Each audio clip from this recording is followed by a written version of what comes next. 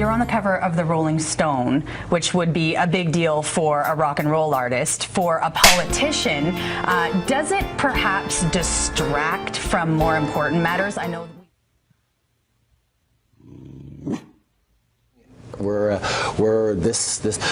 people want to. Do you think you spend a lot of time taking selfies with people? Do you think that is that just someone on your team that's handling all that, or is that something that takes up a large portion of your day? I try and meet with as many Canadians as I can. I think it's really important to stay connected with folks, to listen to and understand how best. So I never apologize for the amount of time I spend. They ask me for a selfie, I will give them a selfie. It's not something that I think twice about, because selfies are the way of shaking hands almost in some. Let's shift gears and talk about one of the other issues you're dealing with today. You're talking to Vancouver Mayor Gregor Robertson and addressing the opioid crisis.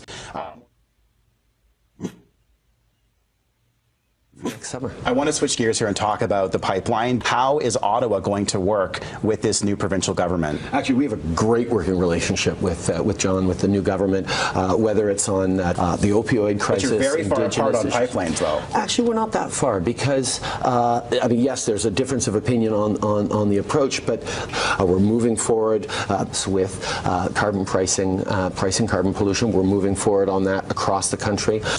We know that I think everyone knows that, yes, that's what British Columbians expect.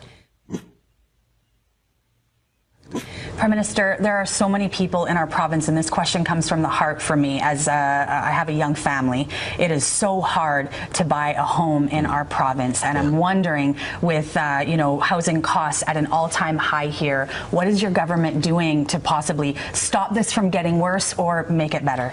Well, in a few minutes, actually, but for tens of billions of dollars, and with municipalities across the country. So that's what you're doing, but what would you say to a BT viewer watching right now who's sitting going, I don't have enough money, I can't afford the rent? What should they be doing right now?